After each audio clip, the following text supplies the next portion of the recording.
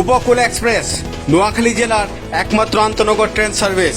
ঢাকা থেকে নোয়াখালী অভিমুখে ছুটে চলা এই ট্রেনটির শেষ গন্তব্য নোয়াখালী রেলওয়ে স্টেশন তথা সোনাপুর রেলওয়ে স্টেশন। আর এই নোয়াখালী রেলওয়ে স্টেশন কিংবা সোনাপুর রেলওয়ে স্টেশনকে ঘিরেই আমাদের নোয়াখালী সংলাপের আজকের মূল পর্ব। চলুন আমরা দেখে আসি কেমন চলছে আমাদের সোনাপুর রেলওয়ে স্টেশন। এটি হচ্ছে নোয়াখালী রেলওয়ে স্টেশনের মূল প্রবেশদ্বার। সাদার উপর কালো রঙের কালিতে সাদামাটা ভাবে লেখা নোয়াখালী রেলওয়ে স্টেশন যেন নোয়াখালীর রেলওয়ে স্টেশনের পরিষেবার আসল চিত্র। আর সেই আসল চিত্রটা যখন তুলে ধরবো তখন আপনি নিশ্চিতভাবে বিস্মিত হবেন। কিন্তু তার আগে আপনাদেরকে ভেতরের প্ল্যাটফর্মের চিত্রটা একটু দেখিয়ে নেই। এটি হচ্ছে নোয়াখালী রেলওয়ে স্টেশনের মূল ভবন, যে ভবনে এসে আপনি মনে করবেন এই যেন প্রাগৈতিহাসিক যুগের কোনো স্থাপনার সাক্ষী হয়ে দাঁড়িয়ে আছে। এই যেন এই রেলওয়ে স্টেশনের সেবারই প্রতিচ্ছবি। স্টেশনের কার্যক্রম পরিচালনার জন্য এখানে আছে বেশ কয়েকটি রুম, ট্রেন এক্সামিনার রুম, সহকারী station master room, booking room, এমন অনেকগুলো রুম। আর সেই রুমগুলো ঢুকে গেছে মাটির গর্ভে। সেই রুমগুলোতে ঢুকতে হলে আপনাকে সিঁড়ি বেয়ে রীতিমতো নিচে নেমে যেতে হবে। স্টেশন কর্তৃপক্ষ বুক ফুলিয়ে সেখানে সিটিজেন চার্টার টাঙিয়ে দিয়েছেন।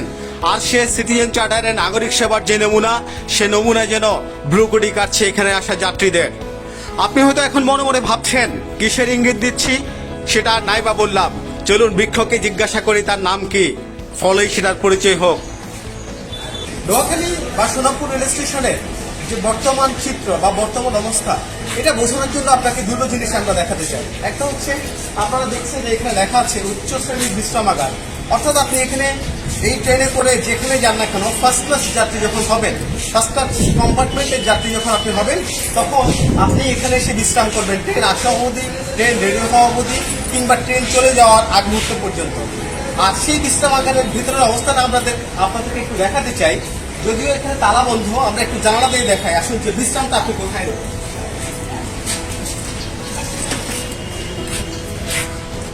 ঠিক এই জায়গাটাকেই আপনাকে বিশ্রাম নিতে হবে। হয়তো ফ্লোরে বসে, এই ময়লা ফ্লোরে বসে আপনি বিশ্রাম নেবেন, অথবা এখানে এসে ঠায় দাঁড়িয়ে থাকবেন।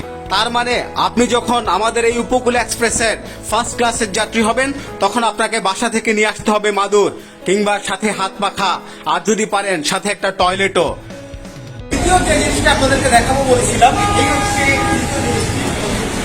এই পুরো তিনটা হচ্ছে আমাদের স্টেশনের টিকিট কাউন্টার। এই টিকিট কাউন্টারগুলোর অবস্থাটা আপনি একবার দেখুন যে এটা হচ্ছে আমাদের টিকিট কাউন্টার। এখান থেকে আপনি টিকিট কিনবেন, তারপরে বিশ্রামাগারে যাবেন, তারপর হচ্ছে আপনি রেলে করে ঢাকা কিংবা অন্য কোনো গন্তব্যের উদ্দেশ্যে যাত্রা করবেন। এই টিকিট কাউন্টারের অবস্থাটা আপনি একবার দেখলেই বুঝবেন যে নোয়াখালী রেলওয়ে স্টেশন আসলে কীভাবে চলছে এবং এখানকার যে ট্রেনের যাত্রীরা তারা কী ধরনের পরিষেবা পাচ্ছেন। আর আপনাকে এখন দেখাবো এই রেলওয়ে স্টেশনের তৃতীয় যে বুকিং কাউন্টার, সেই বুকিং কাউন্টারটির এমন অবস্থা যে শেষ পর্যন্ত এটাকে বন্ধ করে রাখতে হয়েছে।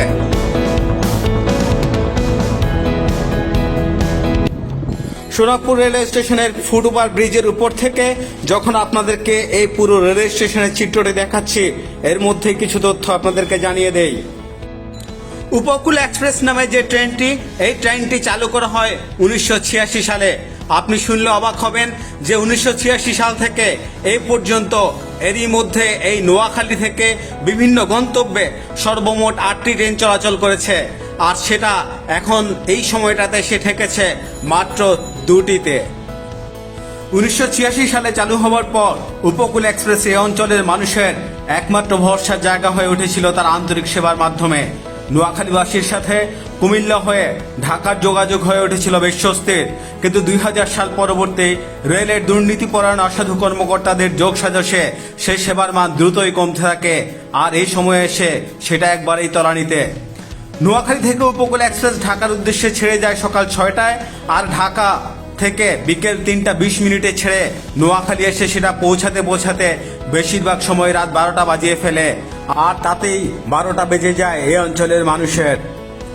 নোয়াখালীর সোনাপুর থেকে 20-25 কিলোমিটার দূরের সুবর্ণচর এবং কবিরহাট উপজেলার মানুষের পক্ষে কোনোভাবেই সকাল 6টায় এসে উপকূল এক্সপ্রেসের যাত্রী হওয়া সম্ভব হয় না।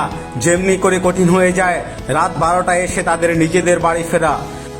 বিস্ময়ের ব্যাপার হলো এই যে উপকূল এক্সপ্রেসের গত অর্ধযুগের এই উলটপালট সময়সূচি সেটা কোনো জনদাবি ছাড়াই পরিবর্তন করে নির্ধারণ করে দিয়েছেন রেলের কর্ণধাররা। আর নোয়াখালীর বেশিরভাগ মানুষ বিশ্বাস করেন শুধুমাত্র বাস পরিবহন মালিকদের কাছ থেকে মাসিক অন্যায় সুবিধা গ্রহণ করে শুধুমাত্র তাদের স্বার্থকে প্রাধান্য দিয়েই এই সময়সূচি নির্ধারণ করা হয়েছে, যার খেসারত দিচ্ছে গোটা নোয়াখালীবাসী। শুধু এমন অভিযোগই নয়, নোয়াখালী রেলওয়ে স্টেশন কর্মকর্তাদের বিরুদ্ধে আছে টিকিট কালোবাজারি, স্টেশনের ভেতরে অবৈধ দোকানপাট বরাদ্দ, স্টেশন কম্পাউন্ডে বাড়িঘর নির্মাণ করে ভাড়া দেওয়া সহ এমন অসংখ্য অভিযোগ। নোয়াখালী সংলাপের কাছে আছে সেই সমস্ত অভিযোগের অকাট্য প্রমাণও, আর সেই প্রমাণগুলো তুলে ধরব আগামী পর্বে। সে পর্যন্ত নোয়াখালী সংলাপের পাশেই থাকুন।